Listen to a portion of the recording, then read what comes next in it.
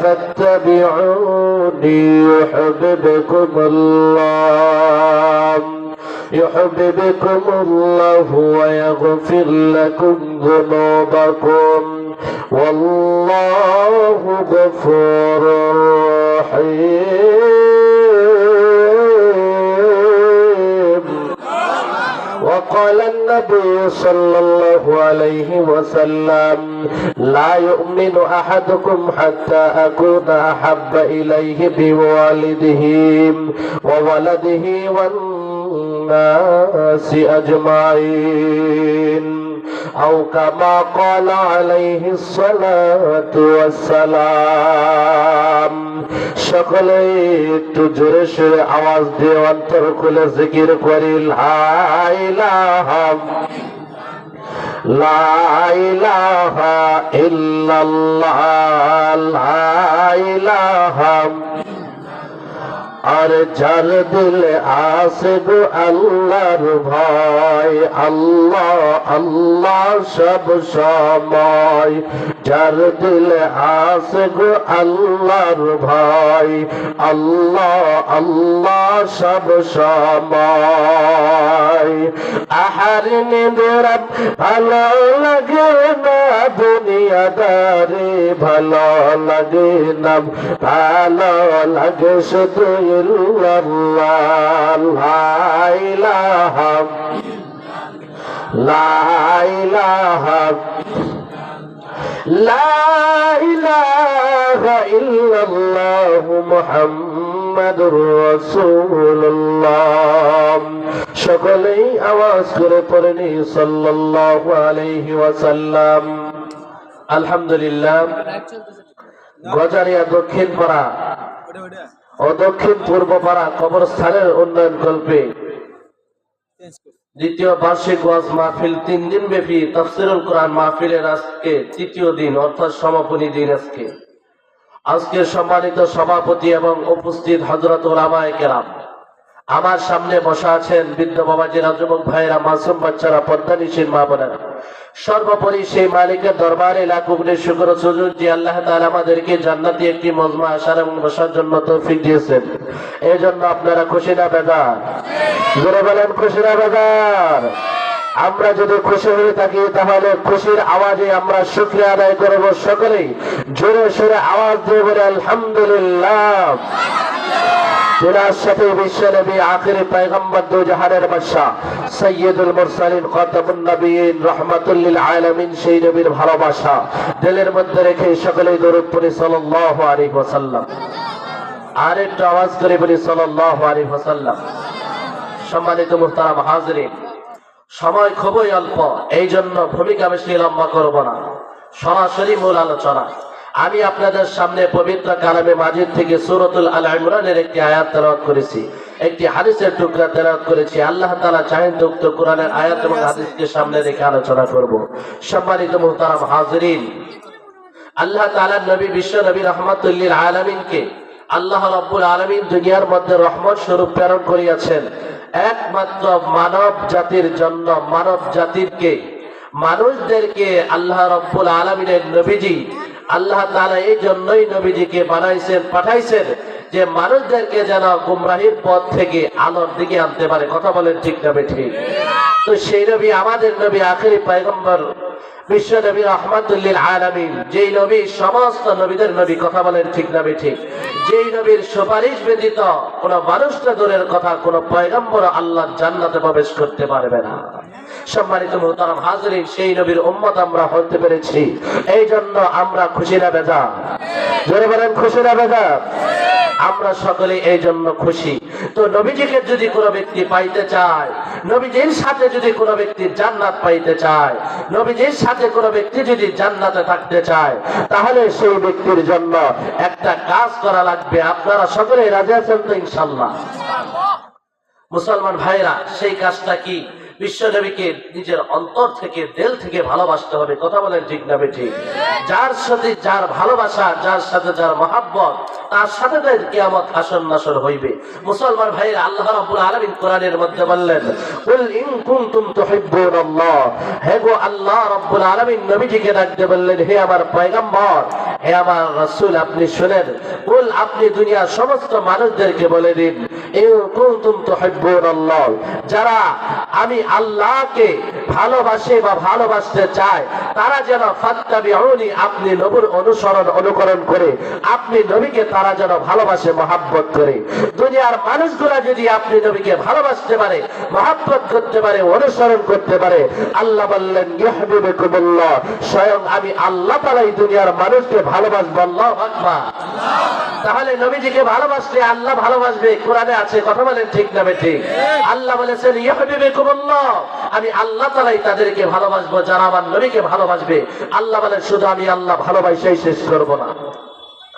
আল্লাহ রাব্বুল আলামিন বললেন ইয়াগফির লাকুম যুনুবাকুম, আমি আল্লাহ রাব্বুল আলামিন তোমাদের গুনাহগুলোকে আমি আল্লাহ ক্ষমা করব। ওয়াল্লাহু গফুরুর রহিম। আল্লাহ রাব্বুল আলামিন বললেন আল্লাহ তো পরম দয়ালু, আল্লাহ তো ক্ষমাশীল। আমার আল্লাহ তো চাই প্রত্যেকটা বান্দা যেন গুনাহ যদিও আমার বান্দা করে, আমার বান্দা যেন আমি আল্লাহর কাছে ক্ষমা চাই। আমার বান্দা যদি আমি আল্লাহর কাছে ক্ষমা চাই, অবশ্যই আমার বান্দার সারা জিন্দেগীর গুনাহ আমি আল্লাহ ক্ষমা করব। তাহলে আল্লাহ কোরআনের মধ্যে বললেন, কোন মানুষ যদি তার জিন্দেগীতে বিশ্ব নবীর ভালোবাসা, বিশ্ব নবীর প্রতি মহব্বত কোন মানুষ যদি তার দিলের মধ্যে স্থাপন করতে পারে, আল্লাহ বললেন স্বয়ং আমার আল্লাহ ওই মানুষকে ভালোবাসবে। এই জন্য মুসলমান আল্লাহ নবী বিশ্ব নবী রহমাতুল লিল আলামিনকে যারা অন্তর থেকে ভালোবাসবে, আল্লাহ তাদেরকে ভালোবাসবে। সাহাবায়ে কেরাম আল্লাহ নবীজিকে কেমন ভালোবেসেছেন, সাহাবায়ে কেরাম নবীজির জন্য কতটা পাগল ছিলেন, সাহাবায়ে কেরাম আল্লাহ নবীর জন্য জীবন দেওয়ার জন্য প্রস্তুত ছিলেন। কথা বলেন ঠিক না ঠিক? মুসলমান বাবাজিরা আমার, আল্লাহ নবীর একজন সাহাবী, যেই সাহাবীর নাম হচ্ছে হযরত আব্দুল্লাহ ইবনে জুবাইর। হযরত আব্দুল্লাহ ইবনে জুবাইর রাদিয়াল্লাহু তাআলা আনহু বিশ্ব নবীর দরবারে একবার হাজির। এমন সময় আল্লাহর নবীর সাহাবী হযরত আব্দুল্লাহ ইবনে জুবাইর বিশ্ব নবীর দরবারে থাকা অবস্থায় আল্লাহর নবী ডাক দিয়ে বললেন, ওগো আব্দুল্লাহ ইবনে জুবাইর, শুনে নাও, আমি বিশ্ব নবীর শরীরের মধ্যে সিংহা লাগানোর কারণে আমার শরীর থেকে কিছু রক্ত বের হইতেছে। শহরের বাহির থেকে একটা পরিষ্কার একটা কাগজ নিয়ে আইসা ওই কাগজের মধ্যে আমার রক্ত মোবারক কাগজের মধ্যে নিয়ে শহরের বাহিরে একটা ডাস্টবিনের মধ্যে ফেলে দাও। আল্লাহ নবীর সাহাবী আব্দুল্লাহ ইবনে জুবাইর কে বিশ্ব নবী আদেশ করার পর আল্লাহ নবী বিশ্ব নবী রাহমাতুল লিল আলামিনের রক্ত মোবারক আব্দুল্লাহ ইবনে জুবাইরের হাতের মধ্যে বিশ্ব নবী দেওয়ার পর আব্দুল্লাহ ইবনে জুবাইর মদিনার মধ্যে আল্লাহ নবীর দরবার থেকে বের হয়ে সাথে সাথে একটা বাহিরের একটা অংশে চলে গেলেন এবং সাথে সাথে বিশ্ব নবীজির রক্ত মোবারক আল্লাহ নবীর সাহাবী হযরত আব্দুল্লাহ ইবনে জুবাইর সাথে সাথে চেটে গিলে ফেলেছেন। জোরে বলুন আল্লাহু আকবার। বিশ্ব নবীর রক্ত মোবারক আল্লাহ নবীর সাহাবী আব্দুল্লাহ ইবনে জুবাইর গিলে ফেলার পর কেবলমাত্র আবার আল্লাহ নবীর সাহাবী আব্দুল্লাহ ইবনে জুবাইর নবীজির দরবারে হাজির হইলেন।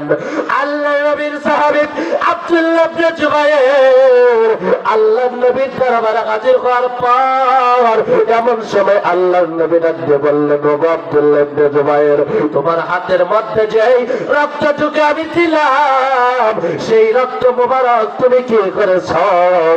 আল্লাহ নবীর সাহাবী হযরত আব্দুল্লাহ ইবনে জুবাইর হেসে বলে, নবীজি, আপনার শরীরে তো মশা মাছি বসা পর্যন্ত হারাম, আপনার রক্ত মোবারক কেমন করিয়া শহরের বাহিরে একটা ডাস্টবিনের মধ্যে ফেলে দেই, আমি আমার জিহ্বা দ্বারা চেটে গিলে ফেলেছি। আল্লাহ এমন সময় ডাক দিয়ে বললেন আব্দুল্লাহ ইবনে জুবাইর লান তামাসসাকান নার লান তামাসসাকান নার যে মানুষটার শরীরের মধ্যে আমি বিশ্ব নবীজির রক্ত আছে ওই মানুষটার শরীরকে কাল কিয়ামতের ময়দানে আল্লাহর জাহান্নামের আগুন স্পর্শ করবে না। জোরে বলুন আল্লাহু আকবার, আর জোরে বলুন আল্লাহু আকবার। রাহমাতুল লিল আলামিন নবী কুরআনে প্রমাণ আশিক বিনে কে বুঝিবে আমার দয়াল নবীর শান। জোরে বলুন মারহাবা। রাহমাতুল লিল আলামিন নবী কুরআনে প্রমাণ আশিক বিনে কে বুঝিবে আমার দয়াল নবীর শান। নবী আমার মদিনারি বুলবুল আমার ভালোবেসে নামটি দিলেন হাবিবে রাসূল। নবী আমার মদিনারি বুলবুল আমার আল্লাহ প্রেম করিয়া নামটি রাখলেন মুহাম্মদ রাসূল। সেই নবীকে না মানিলে সেই নবীকে ভুল বুঝিলে থাকবে না ঈমান। আশিক বিনে কে বুঝিবে আমার দয়াল নবীর শান। উম্মত বিনে কে বুঝিবে আমার দয়াল নবীর শান। কথা বলেন ঠিক না বেঠিক? আরো জোরে বলেন ঠিক না বেঠিক?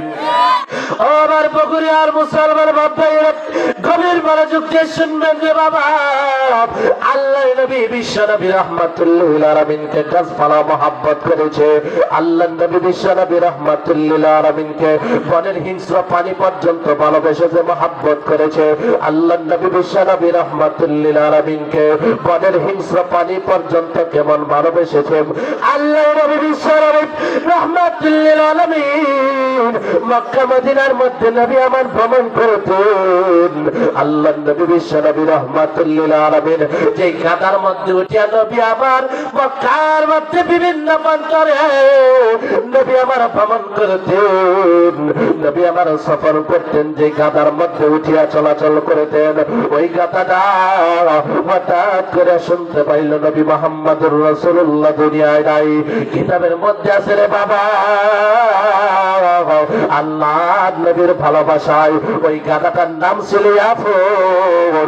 যখন কেবলমাত্র শুনছে নবীজি আর দুনিয়ায় না ওই বনের হিংস্র পানি গাধাটা এবার ভাবতে লাগলেন যেই নবীর জন্য আল্লাহ পাক দুনিয়া পাঠাইল সেই নবী যেহেতু দুনিয়ায় না আমি দুনিয়ায় থেকে কি করব? আল্লাহর কাছে আবদার করলেন আল্লাহ তুমি আমার মরণ দাও। সাথে সাথে ওই ইয়াফর গাধাটা কান্না করতে করতে একটা গাধা কূপের মধ্যে পড়ে মারা যায়। জোরে বলুন না সুবহানাল্লাহ।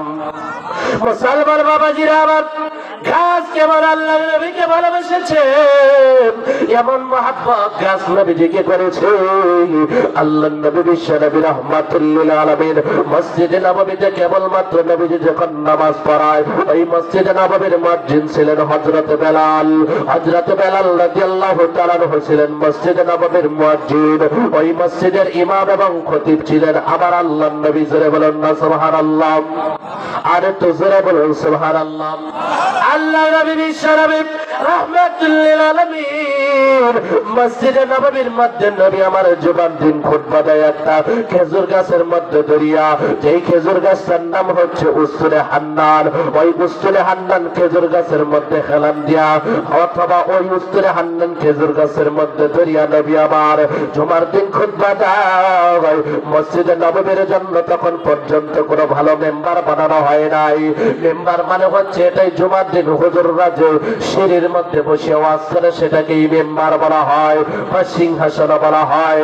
ও আমার বগুড়ার বাপ্পাইরা, আল্লাহ নবী বিশ্ব নবীর সাহাবীরা হঠাৎ করিয়া মসজিদে নববীর উন্নয়ন কাজ করতেছে।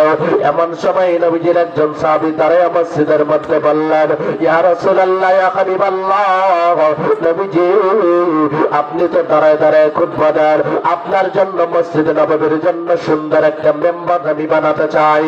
আপনি যদি অনুমতি দেন অবশ্যই মসজিদে নববীর মেম্বারটা বানায় দেব। এমন সময় আল্লাহর নবীজি এই কথা শোনার সাথে সাথে আল্লাহর নবীজি অনুমতি দিয়ে দিলেন। অনুমতি দেওয়ার পর এবার মসজিদে নববীর জন্য সুন্দর মেম্বারটা যখন বানানো হইল, মসজিদে নববীর জন্য সুন্দর মেম্বারটা বানানোর পর মসজিদে নববীর মধ্যে সুন্দর মেম্বারটা সেট করা হলো। এমন সময় আল্লাহর নবী মসজিদে নববী ওই স্তরে হান্নান খেজুর গাছের মধ্যে দরিয়া গেলেন যে নবীজি আর খুতবা দেয় না, বরং ওই মেম্বারের মধ্যে বসে আল্লাহর নবী ওয়াজ করে এবং মেম্বারের মধ্যে দাঁড়িয়ে নবীজি খুতবা দেয়। এমন সময় ওই স্তরে হান্নান গাছটা একদিন হঠাৎ করে নবীজি খুতবা দেয়, এমন সময় হু করে কান্না করে জোরে বলুন আল্লাহু আকবার। এমন সময় বিশ্ব নবীজি তাকে দেখতে পেলেন গাছ থেকে কান্নার আওয়াজ আসে। গাছ আবার আল্লাহর কাছে দোয়া করল, আল্লাহ গো তুমি আমার জবানটা খুলে দাও, তুমি আমার জবান খুলে দাও। আল্লাহ রাব্বুল আলামিন এবার গাছের জবান আবার আল্লাহ খুলে দিলাও। গাছটা হু করে কান্না করার পরে নবীজি গাছের সাথে জড়ায় ধরলেন। আল্লাহ নবীজি দুইটা হাত দ্বারা গাছের সাথে জড়ায় ধরার পর এবার গাছটার জবান আল্লাহ খুলে দিয়েছে। আল্লাহ নবী জিজ্ঞাসা করলেন, ও স্তরে হান্নান কি জন্য তুমি কান্না করো? এবার গাছটা ডাক দিয়ে বলে, ইয়া রাসূলুল্লাহ, আপনি নবী রাহমাতুল লিল আলামিন, আপনি তো আমার পিঠের মধ্যে হেলান দিয়ে আপনি নবী তো আমার পিঠের মধ্যে হেলান দিয়ে খুতবা পাঠ করতেন আমার ডালের মধ্যে ধরিয়া। এখন আপনার জন্য মেম্বার বানানো হয়েছে, এই জন্য আপনি আর আমার কাছে আসেন না। এই বিরহ বেদনায় আমি গাছ কান্না করি।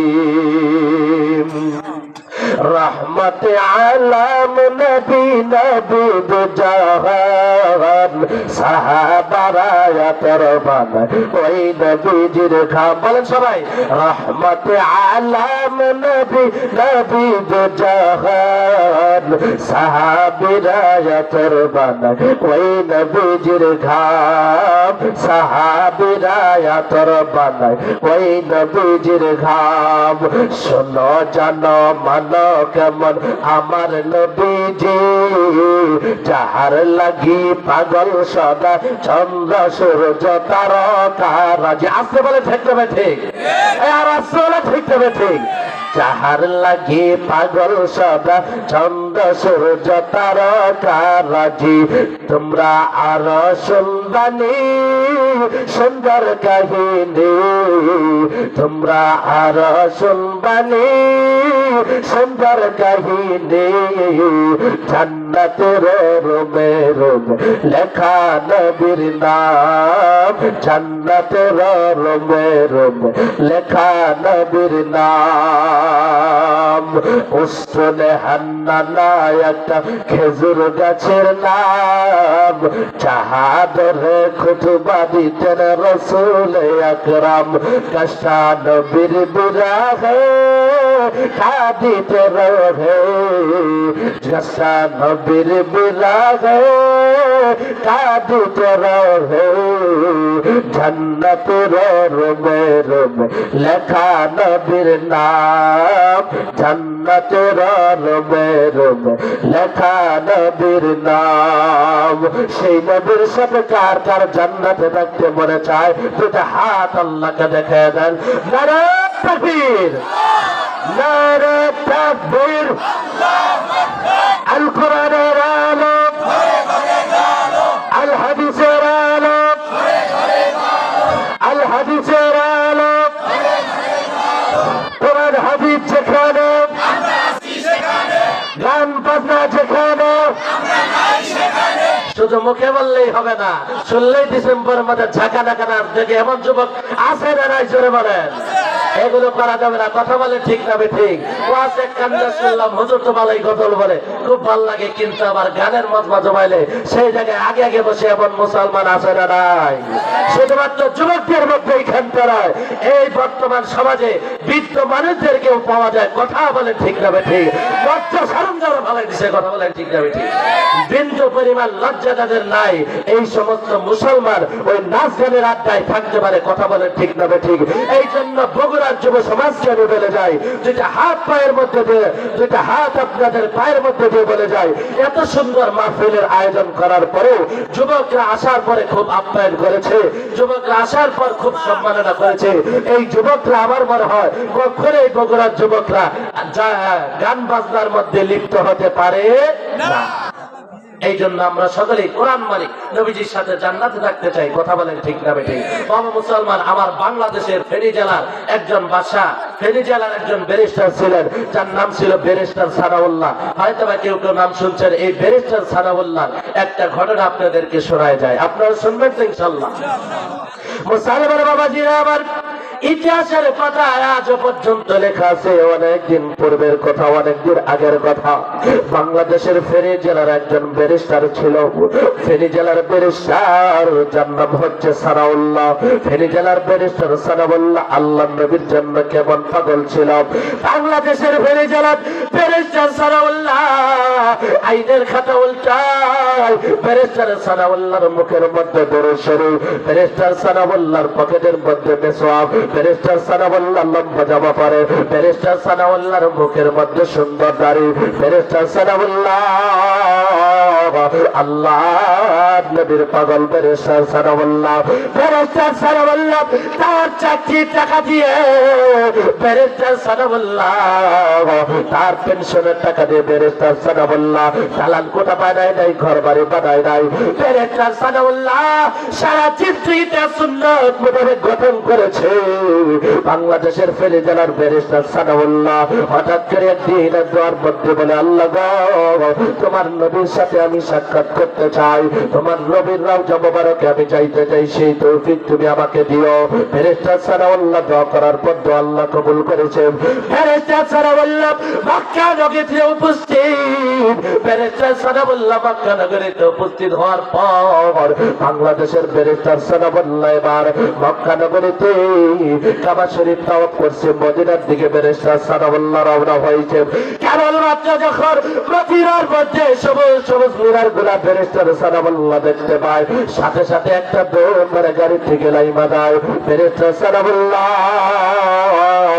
আল্লাহ নবীর জন্য ব্যারিস্টার সানাউল্লাহ কেমন পাগল ছিলেন রে বাবা। ব্যারিস্টার সানাউল্লাহ এবার আল্লাহ নবীর জন্য আল্লাহ নবীর সাথে সাক্ষাৎ করবে।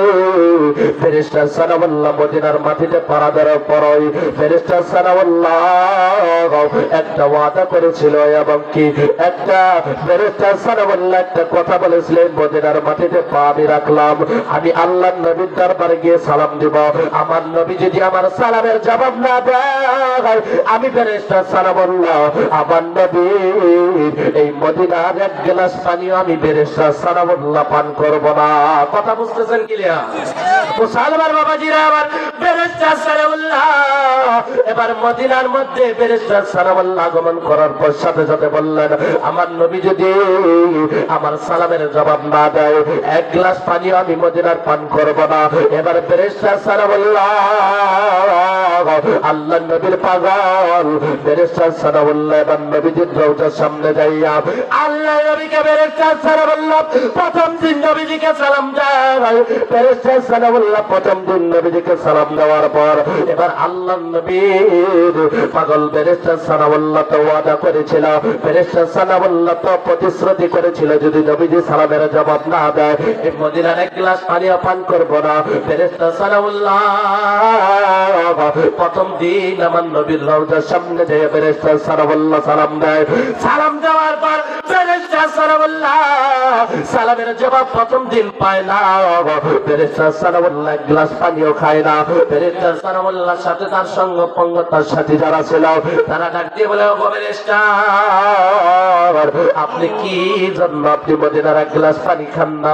আপনি তো নারাজ হয়ে যাইবেন, আপনি জুতা ছাড়া পাগলের মধ্যে মদিনার মধ্যে কি জন্য দৌড়ান? আপনি তো এই মদিনার ভাত পানি কিচ্ছুই খান না, আপনি তো আপনার শরীর তো দুর্বল হয়ে যাইবেন। ফেরেশতা সানাউল্লাহ বললেন, কেবল একদিন সালাম দিলেন কিন্তু সালামের জবাব পাই নাই। দ্বিতীয় দিন আমি আমার নবীজির রওজার সামনে যাইয়া সালাম দিব, যতদিন পর্যন্ত সালামের জবাব না পাইব ততদিন পর্যন্ত সালাম দিতেই থাকবো।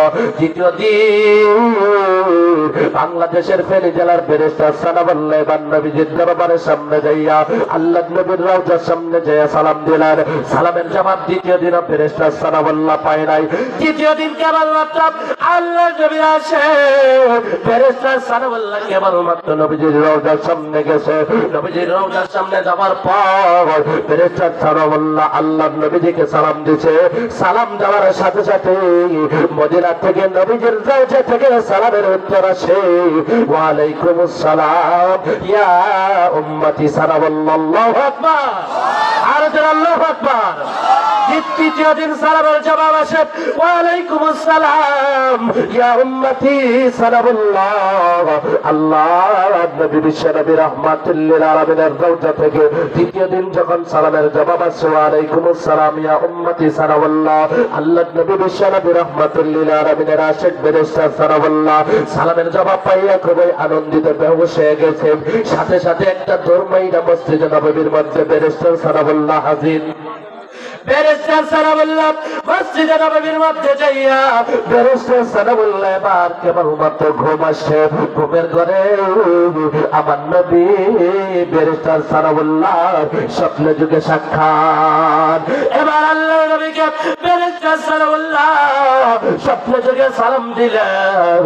ফেরেশতা সানাউল্লাহ আল্লাহর নবীজিকে স্বপ্নে যুগে সালাম দেওয়ার পর আল্লাহর নবীর আসে ফেরেশতা সানাউল্লাহ এবার সালাম দিছে। সালাম দেওয়ার পর নবীজি সালামের জবাব দিলে স্বপ্নের ভিতরে। এবার ফেরেশতা সানাউল্লাহ মুস্কি মুস্কি হাসে। এবার আল্লাহর নবীজিকে ফেরেশতা সানাউল্লাহ স্বপ্নের মধ্যে জিজ্ঞাসা করলেন, ইয়া রাসূলুল্লাহ ইয়া হাবিবাল্লাহ, আমি সুদূর বাংলাদেশ থেকে এসেছি, আমি বাংলাদেশের ফেনী জেলার একজন মানুষ, আমি আপনার জন্য আপনার রওজা জিয়ারত করার জন্য আমি একজন বেরেশার পেনশনের টাকা দিয়ে ঘর বাড়ি বিল্ডিং বানাই নাই, আপনার সাথে সাক্ষাতের জন্য আসছি। কিন্তু আপনি যদি সালাম না দিতেন তাহলে কিন্তু আমি অনেক কষ্ট পাইতাম। প্রথম দিন সালাম দিলাম কি জন্য, আপনি নবীজি সালামের জবাব দিলেন না। আল্লাহ নবী আমার সবাই হাজার বড় ফেরেশতার প্রথম দিন সালামের জবাব এই জন্য দেই না, তুমি আমার এমন একজন আছে প্রথম দিন যদি তোমাকে সালামের জবাব দিয়ে দেই দ্বিতীয় দিন তুমি আমার কাছে আর আসবে না। এই জন্য প্রথম দিন সালামের জবাব দিই না, তৃতীয় দিন সালামের জবাব দিই নাই। রে ফেরেশতা, তুমি তো আমাকে অনেক ভালোবাসো, অনেক মহব্বত করো, এই জন্য তোমার মতো আছে কি আমার খুব ভালো লাগে। প্রথম দিন যদি সালামের জবাব দিয়ে দিই তুমি আর দুই দিন তো আমার কাছে আসবে না, এই জন্যই তোমাকে আমার খুব ভালো লাগে। সুতরাং জান্নাতের মধ্যে তুমি আর আমি একসাথে বসবাস করবো। জোরে বলেন না সুবহানাল্লাহ। আমাদের বাংলাদেশের ঘটনা, আপনারা খুশি না বেদা? আপনি বলেন খুশি না বেদা? মুসলমান ভাইরা, তাহলে দেখেন একজন ফেরেশতা সানাউল্লাহ তিনি আল্লাহ নবীজিকে ভালোবাসা কতটা ফায়দা হয়েছে। নবীজির রওজা মুবারকের সামনে যাইয়া নবীজিকে সালাম দিতে, সেই সালামের জবাবও তিনি নিজ কান দ্বারা শুনেছে। জোরে বলুন না সুবহানাল্লাহ। এই জন্য নবীজিকে যারা ভালোবাসে, মহব্বত করে, আল্লাহর নবীও তাদেরকে ভালোবাসে, আল্লাহ তাদেরকে ভালোবাসে।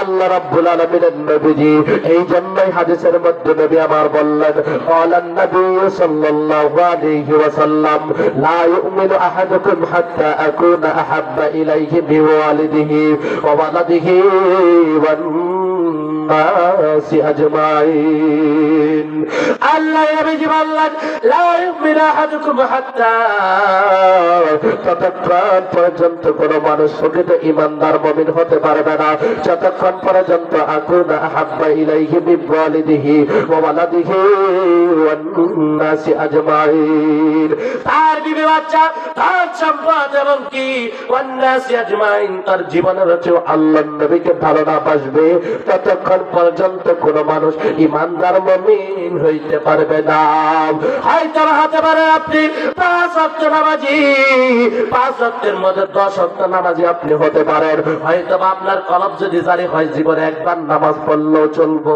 কথা কয় না ঠিক না ঠিক অনেক মানুষ এমন আছে না নাই আমার টাঙ্গাইল আছে যারা বলে আমার কলব জারি হয়েছে জীবনে নামাজ একবার পড়লেই চলবে আছে না নাই বলেন আছে না নাই মুসলমান বাবারা কেউ যদি সারা জিন্দেগিতে 5 ওয়াক্তের মধ্যে 10 ওয়াক্ত নামাজ যদি কেউ পড়ে কিন্তু নবীজির সুন্নাত মানে না আল্লাহর নবীকে তার জীবনের চাইতেও ভালোবাসে না তার বিবি বাচ্চা ধন সম্পদের চাইতে ভালোবাসে না ওই ব্যক্তিটা এখনো পর্যন্ত ঈমানদার হতে পারে নাই তার কারণ হলো আল্লাহ নবীজি বিশ্বনবীর সাহাবী আশারাই মুবাশশারা 10 জন সাহাবী যাদেরকে আমার আল্লাহ দুনিয়ার মধ্যে জান্নাতের সার্টিফিকেট দিয়েছে যারা দুনিয়ার মধ্যে জান্নাতের সার্টিফিকেট পেয়েছে তার মধ্যে দ্বিতীয়তম সাহাবী সেই সাহাবীর নাম হচ্ছে হযরত ওমর রাদিয়াল্লাহু তাআলা আনহু হযরত ওমর রাদিয়াল্লাহু তাআলা আনহু একদিন নবীজির দরবারে উপস্থিত এমন সময় আল্লাহর নবী বিশ্বনবী রাহমাতুল লিল আলামিন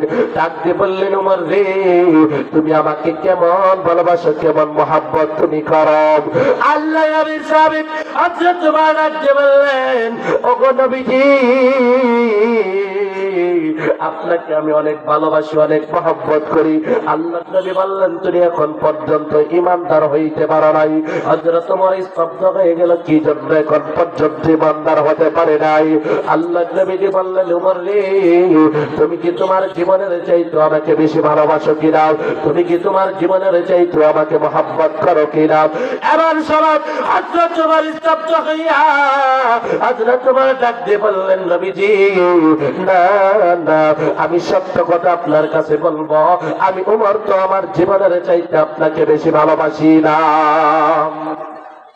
হযরত ওমর এই কথা বলার পর আল্লাহর নবী বিশ্বনবী রাহমাতুল লিল আলামিন ডাক দিয়ে বললেন এখন পর্যন্ত ঈমানদার হতে পারো নাই তুমি তখনই ঈমানদার হইবা যখন দুনিয়ার সমস্ত জিনিসের চেয়ে ওয়ান্নাসি আজমাইন তোমার জীবনের চেয়ে আমি বিশ্বনবীকে বেশি ভালোবাসবা তখনই তো তুমি ঈমানদার মুমিন হইবা হযরত ওমর সাথে সাথে নবীকে ডাক দিয়ে বললেন ইয়া রাসূলুল্লাহ ইয়া হাবিবাল্লাহ এই মুহূর্ত থেকে আমি আমার জীবনের চাইতে আপনাকে বেশি ভালোবাসি জোরে বলেন না সুবহানাল্লাহ মুসলমান বাবাজিরা আল্লাহ নবী বিশ্বনবী রাহমাতুল লিল আলামিন কে আবু বকর কেমন ভালোবেসেছেন হযরত ওমরের ঘটনা শুনলাম আবু বকরের জানার দরকার আছে না নাই আরো জোরে বলেন আছে না নাই আল্লাহ নবীর সাহাবী হযরত আবু বকর সিদ্দিক রাদিয়াল্লাহু তাআলা আনহু একদিন হঠাৎ করে আল্লাহ নবী ডাক দিয়ে বললেন আবু বকর আমার আল্লাহ যখন আদেশ করবে মক্কা থেকে মদিনায় হিজরত করার জন্য আমার আল্লাহ যখন আমাকে আদেশ করবে মক্কা থেকে মদিনায় হিজরত করার জন্য তখন আমি মক্কা থেকে মদিনায় হিজরত করার সময় তোমাকে আমি সঙ্গী বানায় লইয়া যাইব তুমি আবু বকর আমার সাথে যাইবা বিশ্বনবী এই কথা বলার পর হযরত আবু বকর বললেন আচ্ছা হুজুর ঠিক আছে যখন আপনি আদেশ করবেন তখন আপনার সাথে যাইব এই কথা বিশ্বনবী বলার পর আবু বকর বাড়ির দিকে রওনা হয়ে গেছে আবু বকর বাড়িতে যাওয়ার পর কিতাবের মধ্যে আসছে আবু বকর একদিন 2 দিন 3 দিন নয় 6টা মাস পর্যন্ত হযরত আবু বকর নিজের পিঠের সাথে বিছানার সাথে লাগায় নাই নিজের পিঠটা বিছানার সাথে লাগায় নাই হযরত আবু বকর বিছানার মধ্যে সে ঘুমায় নাই 6টা মাস পর্যন্ত হযরত আবু বকর চৌকাঠের সামনে দরজার সামনে দাঁড়ায় ছিলেন এবং কি আবু বকর ঘুমও পারে নাই তার কারণ হলো একটাই, হযরত আবু বকর ভাবতেছিলেন আমার নবীর তো শত্রুর কোনো অভাব নাই, না জানি আমার নবী কখন আইসা ডাক দিয়ে আমাকে, আমার যদি দরজা খুলতে দেরি হয়, এমন সময় যদি কাফের বেঈমানরা আমার নবীকে তলোয়ার দ্বারা আঘাত করে, এটা আমি আবু বকর কিন্তু সহ্য করতে পারবো না। আবু বকর এই জন্য একদিন, 2 দিন, 3 দিন নয়, 6 মাস পর্যন্ত চৌকাঠের সামনে দাঁড়িয়েছিলেন। হঠাৎ করে একদিন আল্লাহর নবীজি আবু বকরের সামনে আইসা, আবু বকরের বাড়ির সামনে আইসা আল্লাহর নবীজি ডাক দিয়ে বললেন, আবু বকর তুমি কি বাসায় আছো কিনা? সাথে সাথে আবু বকর দরজা খুলে ফেলেছে। রাত্রের গভীরে জোরে বলেন আল্লাহু আকবার, আর জোরে আল্লাহু আকবার। আবু বকর যখন দরজা খুলেছেন, দরজা আবু বকর খোলার সাথে সাথে এমন সময় আল্লাহর নবী বিশ্ব নবী রাহমাতুল লিল আলামিন আবু বকর যখন দরজাটা খুলে দিয়েছেন, আবু বকর সিদ্দিক রাদিয়াল্লাহু তাআলা আনহু দরজাটা খোলার পর এমন সময় আল্লাহর নবী বিশ্ব নবী রাহমাতুল লিল আলামিন ডাক দিয়ে বললেন, আবু বকর তুমি কি ঘুমাও নাই? আজকে কতটা দিন হয়ে গেল, তুমি আবু বকর তোমাকে আমি বলেছিলাম তোমাকে লইয়া মক্কা থেকে মদিনায় হিজরত করব, এই জন্য আমার মনে হয় তুমি আবু বকর তোমার বিছানার সাথে তোমার পিঠটা তুমি লাগাও নাই। হযরত আবু বকর সিদ্দিক এমন সময় বিশ্ব নবী সাল্লাল্লাহু আলাইহি সাল্লামকে ডাক দিয়ে বললেন, ইয়া রাসূলুল্লাহ, ইয়া হাবিবাল্লাহ, যেদিন থেকে আপনি নবীজি বলেছিলেন আমাকে লইয়া মক্কা থেকে মদিনায় হিজরত করবেন, সেই দিন থেকে আজ পর্যন্ত 6টা মাস হয়ে যায় আপনি নবীর ভালোবাসায় আমার পিঠটা আমি বিছানার সাথে লাগাই নাই। তাহলে বাবা বলেন তো আবু বকর নবীজিকে কেমন ভালোবেসেছি? হযরত আবু বকর গেলেন এবার বিশ্ব নবীজি হিজরত করার জন্য আল্লাহর নবীজি মক্কা থেকে মদিনায় রওনা হইলেন। এমন সময় মক্কা থেকে মদিনায় রওনা হওয়ার পর কারেসুর নামক একটা গর্ত আছে, সেই গর্তের মধ্যে আল্লাহর নবীজি অবস্থান করলেন। কারেসুর নামক গর্তের মধ্যে হযরত আবু বকর অবস্থান করলেন। হযরত আবু বকরের রানের উপর বিশ্ব নবীজির মাথাটা রাখিয়া, বিশ্ব নবীর মাথা রাখিয়া এমন সময় বিশ্ব নবীজি একটু ক্লান্তি ভাব, এমন সময় বিশ্ব নবী আবু বকরের রানের উপর মাথা রাখিয়া, নবীজি আমার ঘুম আসছে। এমন সময় ওই কারেসুর গর্তের নিচে আরেকটা গর্ত আছে, যেই গর্তের মধ্যে সুবিশাল বড় একটা সাপ, জোরে বলেন কি? আরো জোরে, বড় একটা সাপ। হযরত আবু বকর সিদ্দিক পা রাখছে ওই সাপের গর্তের মধ্যে। ওই সাপটা এবার আবু বকরের পায়ের মধ্যে এইরকম ভাবে ধাক্কা দেয়, কিন্তু আবু বকর পাও সরায় না। আবু বকর ভাবে আমি যদি আমার পাওটা সরায় দেই, না জানি আমার নবীকে সাপটা কামড় দিয়ে দেয়, যার কারণে আল্লাহর নবীর কষ্ট হয়ে যাবে, আমার জীবন যদি সাপে শেষ করে ফেলে, এই জন্য সমস্যা নাই, সাপে যত পারে আমাকে কামড় দিতে পারে, কিন্তু নবীকে আমি কাজ করতেও দিব না। এবার আল্লাহ নবী সাহেব আবু বকর সিদ্দিক, এবার আবু বকর সিদ্দিকের পায়ের মধ্যে একবার, দুইবার, তিনবার গোটা দেওয়ার পর এবার সাপটা সাথে সাথে আবু বকরের পায়ের মধ্যে দংশন করে ফেলে। আবু বকরের পায়ের মধ্যে কামড়টা যখন বসে দিছি, আবু বকরের পায়ের মধ্যে কামড় দেওয়ার পর আবু বকরের সাপের ওই বিষটা কেবল মাথা মগজ পর্যন্ত উঠে গেছে। মাথার মগজ পর্যন্ত বিষটা উঠে যাওয়ার পর আল্লাহ নবীর সাহাবী হযরত আবু বকর সিদ্দিক রাদিয়াল্লাহু তাআলা আনহু এবার চোখ দিয়ে ওয়াজারে পানি ঝরে, ওয়াজারে আল্লাহর নবীজি বিশ্ব নবীর সাহাবী ওয়াজারে পানি ঝরার সময়, এমন সময় আবু বকরের চোখের পানির একটা ফোঁটা কেবল মাত্র বিশ্ব নবী সাল্লাল্লাহু আলাইহি সাল্লামের গাল মোবারকে পড়ে গেল। বিশ্ব নবীর গাল মোবারকে পড়ার পর আল্লাহর নবীর ঘুমটা সাথে সাথে ভেঙে গেছে, আল্লাহর নবীর ঘুমটা সাথে সাথে ভেঙে গেছে। আল্লাহর নবীর ঘুমটা ভাঙার পর সাথে সাথে আল্লাহর নবীজি ডাক দিয়ে বললেন, আবু বকর তুমি কি ওই মক্কার জন্য কান্না করে নাকি রে আবু বকর? আবু বকর তুমি কি তোমার বিবি বাচ্চা ধন সম্পদের জন্য কান্না করো নাকি রে আবু বকর? আবু বকর ডাক দিয়ে বললেন, ইয়া রাসূলুল্লাহ, ইয়া হাবিবাল্লাহ, আল্লাহ এটা কখনোই হতে পারে না, বল বরং আল্লাহর নবীজি হযরত আবু বকর সিদ্দিক রাদিয়াল্লাহু তাআলা আনহু নবীজিকে বলে, ইয়া রাসূলুল্লাহ, ইয়া হাবিবাল্লাহ, মক্কার জন্য কান্না করি না, আমার আমার বিবি বাচ্চা ধন সম্পদের জন্য আমি কান্না করি না, আমি কান্না করি সাপের কামড় দিয়েছে, সাপ আমাকে দংশন করেছে, এই বিরহ বেদনায় আমি কান্না করি। আল্লাহ নবী এমন সময় আবু বকরকে ডাক দিয়ে বললেন, আবু বকর তুমি তোমার পাওটা তুমি সরায়া দাও, আমি ওই সাপটাকে দেখতে চাই, কোন সাপটা তোমাকে দংশন করলো। আবু বকর পাও সরায় না। আবু বকর বলেন, না না হুজুর, আমাকে যেহেতু কামড় দিয়েছে আমার জীবন শেষ হয়ে যাক, পাও সরাবো না, আপনাকেও দংশন করবে। বিশ্বনবী একবার দুইবার তিনবার বলার পর সাথে সাথে বিশ্বনবী সাল্লাল্লাহু আলাইহি সাল্লামের সাহাবী আবু বকর এবার কেবলমাত্র পাওটা সরাইছে, সাথে সাথে সুবিশাল বড় একটা সাপ এমন ভাবে নবীজির দিকে তাকায়া সাপটা আল্লাহর কাছে দোয়া করেছে, আল্লাহ তুমি আমার জবানটা খুলে দাও। আল্লাহ সাপের জবানটা খুলে দিয়েছে। সবটার সাথে সাথে বিশ্ব নবীজির দিকে তাকায়া অজারে চোখের পানি ছাড়ে আর বলে, আল্লাহ নবীকে সালাম দিল সাপটা। সাপটা সালাম দেওয়ার পর আল্লাহ নবী বলল, সাপ রাখ তোর সালাম, তোর সালামের জবাব আমি আগেই দিব না, আগে তুই আমার উত্তর দিবি, জবাব দিবি আমার কথার। কি জন্য তুই আমার সাহাবী আবু বকরের পায়ের মধ্যে দংশন করলি এটা আমি জানতে চাই, তারপর তোর সালামের জবাবটা আমি দিয়ে দিব। এবার হযরত আবু বকর সিদ্দিক রাদিয়াল্লাহু তাআলা পায়ের মধ্যে যে দংশন করেছে সাপটা বললেন, হুজুর আমি আপনাকে দেখার জন্য আজ থেকে 100 বছর পূর্বে এই গর্তের মধ্যে অবস্থান করি, আবু বকরের পায়ের নিচে আমি গুঁতো দেই, কিন্তু আবু বকর পাও সরায় না, আপনাকে দেখার জন্য আমি এই গর্তের মধ্যে অবস্থান করি।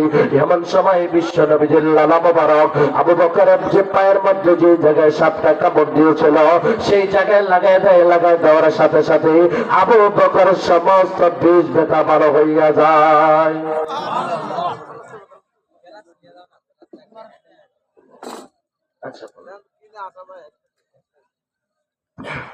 সম্মানিত সুধী, আমরা আন্তরিকভাবে দুঃখিত হুজুরের কথা বলার মাঝে আমরা একটু সময় চেয়ে নেওয়ার জন্য, যে কথাটি বলার জন্য হুজুর থেকে একটু সময় চেয়ে নিচ্ছি, যেটা না বললেই নয়। বিভিন্ন দিক বিদিক থেকে আমাদের মাহফিলকে উদ্দেশ্য করে যে সমস্ত ওয়াইজিন, যে সমস্ত ভাইরা আপনাদের বিভিন্ন যানবাহন নিয়ে এসেছেন, অর্থাৎ ভ্যান, সাইকেল, মোটরসাইকেল, রিক্সা, বিভিন্ন রকমের যানবাহন নিয়ে এসে বিপাকে পড়েছেন। আপনাদের বিপাকে পড়ার কোনো কারণ নাই। আপনাদের যানবাহনগুলো নিরাপত্তার জন্য আমাদের মাহফিল কমিটির পক্ষ থেকে গ্যারেজের ব্যবস্থা করা হয়েছে। আমাদের 3 পয়েন্টে 3টা গ্যারেজের ব্যবস্থা করা হয়েছে। আমাদের রাস্তার 3 পয়েন্টে 3টা গ্যারেজের ব্যবস্থা করা হয়েছে। আপনারা আপনাদের যানবাহনগুলো মেহেরবানি করে আপনাদের গ্যারেজের মধ্যে রাখবেন। এছাড়া যদি কোনো ব্যক্তি নিজ দায়িত্বে আপনাদের যানবাহনগুলো রাখেন এবং এই নিজ দায়িত্ব রাখার কারণে আপনার যানবাহনের যদি কোনো সমস্যা হয়, তাহলে আমাদের মাহফিল কমিটির পক্ষ থেকে কেউ কোনো দায়ী করতে পারবেন না, কেউ কোনো দায়ী থাকবে না ইনশাআল্লাহ। এবং সেই সাথে আরো একটি কথা যেটি না বললেই নয়, আমরা দেখতে পাচ্ছি বিভিন্ন দিক ও বিদিক থেকে যে সমস্ত মা বোনেরা আমাদের মাহফিলকে উদ্দেশ্য করে এসেছেন, আপনারা আমাদের মাহফিলের চতুর্দিকে রাস্তায় এলোমেলো ভাবে ঘোরাফেরা করতেছেন। আমি সেই সমস্ত মা বোনদের প্রতি অত্যন্ত বিনয়ের সাথে আপনাদেরকে অনুনয় বিনয় করে বলছি, আপনারা মেহেরবানি করে আপনাদের বসার জন্য যেই নির্ধারিত জায়গা নির্ধারণ করে দেওয়া হয়েছে, আপনারা সেই মহিলা প্যান্ডেলের নিচে নিজ নিজ দায়িত্বে গিয়ে বসে পড়ুন। অন্যথায় আমাদের মাহফিল পরিচালনা করা ব্যত্যয় ঘটবে। আশা করি আমাদের কথাগুলো সবাই বুঝতে পারছেন। এবং যে সমস্ত ভাইরা যানবাহন নিয়ে এসেছেন, আপনাদের যানবাহন রাখার জন্য আমাদের মাহফিল পক্ষ থেকে আপনাদের জন্য গ্যারেজের ব্যবস্থা করা হয়েছে। আশা করি আপনারা আপনাদের যানবাহনগুলো নিজ দায়িত্ব সেই গ্যারেজে রাখবেন। আশা করি সবাই কথাগুলো বুঝতে পারছেন ইনশাআল্লাহ। মুসলমান ভাইরা, তাহলে বলতেছিলাম হযরত আবু বকরের পায়ের মধ্যে বিশ্বনবীর লালা মোবারক এবার লাগিয়ে দিছে, সাথে সাথে আবু বকর সমস্ত বিষ ব্যথা ভালো হয়ে গেছে। সুবহানাল্লাহ। বিষাক্ত একটা সাপ, 100 বছরের একটা সাপ। পৃথিবীর বুকে 2টা প্রাণী বেশি হায়াত পায়। জোরে বলেন কয়টা? 2টা প্রাণী বেশি হায়াত পায়। কিতাবের নাম হায়াতুল হায়াওয়ান, আল্লামা তামিরি রাহমাতুল্লাহি আলাইহি বলেন পৃথিবীর বুকে 2টা প্রাণী বেশি হায়াত পায়। একটা হচ্ছে সাপ, দ্বিতীয় প্রাণীর নাম হচ্ছে কাক। সাপ আর কাক, ওই সাপটার বয়স ছিল 1000 বছর। এই জন্য সাপটা ছিল বৃদ্ধ, যার কারণে তার কামড়ের বিষটাও ছিল অনেক। সে যে আঘাত করে সে ধ্বংসন করেছে, এই বিষটাও ছিল খুবই মারাত্মক। মুসলমান ভাইরা আমার, এই জন্যই হযরত আবু বকর সিদ্দিক রাদিয়াল্লাহু তাআলা আনহু আল্লাহর নবীকে কেমন ভালোবাসলো আমরা শুনতে পাইলাম। কথা বলেন ঠিক না বেঠিক?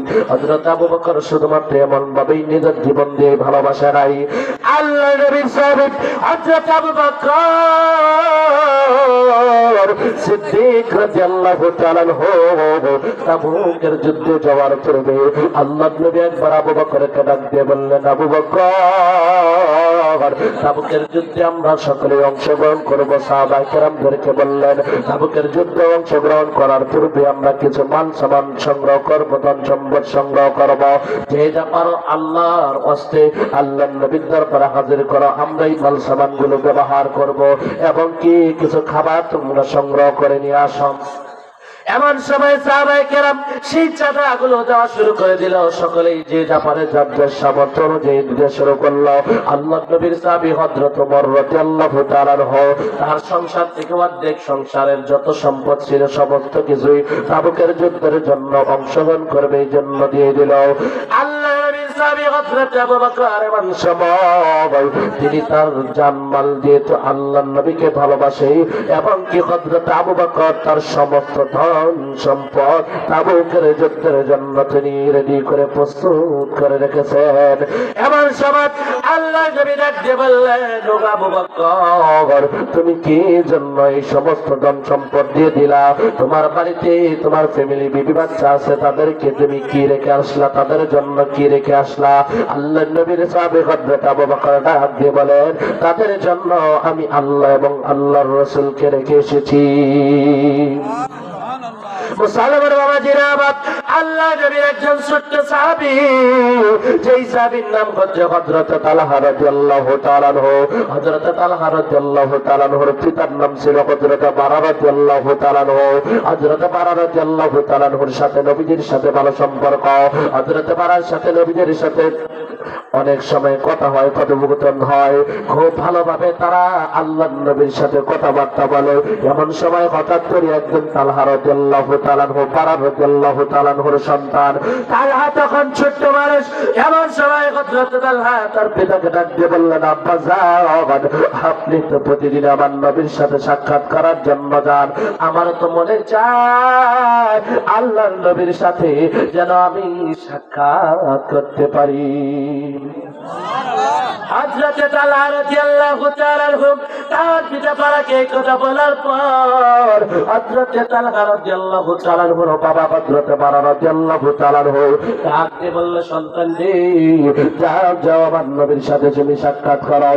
এমন সময় বিশ্ব নবী সাল্লাল্লাহু আলাইহি সাল্লামের দরবারে হাজির হইলেন হযরত তালহা রাদিয়াল্লাহু তাআলা আনহু। নবীজির দরবারে হাজির হওয়ার পর আল্লাহর নবীকে এমন সময় হযরত তালহা আল্লাহর নবীকে সালাম দেয়। আল্লাহর নবীকে সালাম দেওয়ার পর হযরত তালহা রাদিয়াল্লাহু তাআলা আনহুর সালামের জবাব বিশ্ব নবী দিলেন। হযরত তালহা রাদিয়াল্লাহু তাআলা আনহুর সালামের জবাব দেওয়ার পর বিশ্ব নবী সাল্লাল্লাহু আলাইহি ওয়াসাল্লাম এর কাছে হযরত তালহা রাদিয়াল্লাহু তাআলা আনহু বলতে লাগলেন, হুজুর, আমি আমার জীবনে চাইতেও আপনাকে বেশি ভালোবাসি। ছোট বাচ্চা তালহা বলতেছে, হুজুর, আপনাকে আমি আমার জীবনের চাইতেও ভালোবাসি। বিশ্ব নবীজি বললেন, ও তালহা, আচ্ছা ভালো কথা, তুমি আমাকে ভালোবাসো, একটা জিনিস দ্বারা তোমাকে পরীক্ষা করব, একটা জিনিস দ্বারা তোমাকে পরীক্ষা করব। সেটা কি পরীক্ষা? হযরত তালহা রাদিয়াল্লাহু তাআলা আনহুকে বললেন, আমি তখনই বিশ্বাস করব তুমি আমাকে আমার জীবনের চাইতেও, তুমি আমাকে তোমার জীবনের চাইতেও ভালোবাসো, তখনই আমি বিশ্বাস করতে পারবো। আমি একটা পরীক্ষা তোমাকে করব। ওই যে তোমার পিতা বারা, তোমার পিতার কল্লাটা যদি তোমার পিতার ঘাড় থেকে আলাদা করিয়া আমি বিশ্ব নবীর দরবারে হাজির করতে পারো, তখন ওই আমি বুঝতে পারবো তুমি আল্লাহর নবীকে তোমার জীবনের চাইতেও ভালোবাসো, তোমার বাবার চাইতেও ভালোবাসো। বাবা বলেন, তো আল্লাহর নবীকে দুনিয়ায় মানুষকে খুন খারাপি করার জন্য আল্লাহকে পাঠাইছে কিনা? আগে কেউ ভুল বেচবেন না, সামনের দিকে আগে, তাহলে বুঝতে পারবেন। কথা বলেন ঠিক না? মুসলমান বাবাজিরা আমার, হযরতে তালহা রাদিয়াল্লাহু তাআলা আনহু একটা দৌড় মারছে, ছুরি একটা হাতের মধ্যে লইয়াও তার বাবার কল্লার সামনে যাইয়া এবার তার বাবার ঘাড়ের মধ্যে কেবল মাত্র ছুরিটা বসাইছে। তার বাবার ঘাড়ের মধ্যে ছুরিটা বসানোর পর কূপ মারে নাই, ফেস দেয় নাই। এমন সময় ছুরিটা চালানোর পূর্বে কেবল মাত্র ছুরিটা বসাইছে, এমন সময় আল্লাহ নবী ডাক দিয়ে বললেন, তালহারে থাম, আর তুই তোর পিতার সাথে বেয়াদবি করিস না, তুই আমার দরবারে ফিরে আস। আমি বুঝতে পেরেছি তুই যেহেতু আমি নবীর জন্য তোর বাবার কল্যাকেও আমার দরবারে হাজির করতে পারবি, আমি বুঝতে পেরেছি তুই হলি আমার খাটিয়া আসে। সুতরাং আমি নবীও বলে দিলাম, তুই তালহা যখন দুনিয়াতে চিরবিদায় নিবি, তুই তালহা যখন ইন্তেকাল করবি, তোর জানাজার নামাজ থেকে শুরু করিয়া তোর কাফন দাফন পর্যন্ত আমি করব, এর মধ্যে কোনো সন্দেহ নাই। আল্লাহ নবীর সাহাবী হযরত তালহা এই কথা শোনার পর খুবই খুশি হয়ে গেলেন। হযরত তালহা রাদিয়াল্লাহু তাআলা এই কথা শোনার পর খুবই আনন্দ পেলেন। এমন সময় তালহা রাদিয়াল্লাহু তাআলা বলতে লাগলেন, আমার পিতার কল্যাণটা আমার নবীর জন্য নিতে প্রস্তুত হয়েছিলাম। নবীজি মনে হয় এই জন্যই আমার ইমানি বলিয়ান, ইমানি তেজ দেখিয়া নবীজি আমার উপর সন্তুষ্ট হয়েছে। হযরত তালহা আল্লাহর কাছে ডাক করতে লাগলেন, আল্লাহ গো, তুমি আমার মরণ দিয়ে দাও, আমি ওই নবীর বরকতি হাতে কাফন দাফন হইতে চাই, ওই নবীর বরকতি হাতে আমি ইন্তেকাল করে পর আল্লাহ নবী যেন আমার জানাজার নামাজ পড়া, এই তৌফিক আল্লাহ তুমি আমাকে দিয়ে দাও। এমন সময় আল্লাহ নবী বিশ্ব নবী রাহমাতুল লিল আলামিন তালহার জন্য দোয়া করলেন, ওগো তালহা, আল্লাহ পাক রব্বুল আলামিন তোমাকে আমাকে জান্নাতের মধ্যে অবস্থান করাইবে, এর মধ্যে কোনো সন্দেহ নাই। হযরত তালহা তো দোয়া করতে শুরু করেছেন, আল্লাহ তুমি আবার মৃত্যু দিয়ে দাও। এমন সময় হঠাৎ করে আল্লাহর কি কুদরতি পরীক্ষা, তালহা রাদিয়াল্লাহু তাআলা ইন্তেকাল করলেন। তালহা রাদিয়াল্লাহু তাআলা ইন্তেকাল হয়ে গেল। তালহা ইন্তেকাল হওয়ার পূর্বে তার পিতা বারাকে বলেছিল, আব্বা যান, ওই নবীকে আমি অনেক ভালোবাসি, অনেক মহব্বত করি, সুতরাং আমি যদি দিনের বেলায় মৃত্যুবরণ করি, দিনের বেলায় যদি মৃত্যুবরণ করি, আপনি আমার নবীকে সংবাদ দিবেন, আর যদি আমি রাত্রে বেলায় মৃত্যুবরণ করি, আপনি আমার নবীকে সংবাদ দিবেন না। বাবা বলেন তো, তালহা মৃত্যুর সময়ও আল্লাহর নবীকে কেমন ভালোবেসেছি? কথা বলেন ঠিক না বেঠিক? মুসলমান ভাইরা আমার, হযরত তালহা রাদিয়াল্লাহু তাআলা এবার রাত্রিবেলায় ইন্তেকাল করলেন। রাত্রিবেলা ইন্তেকাল করার পর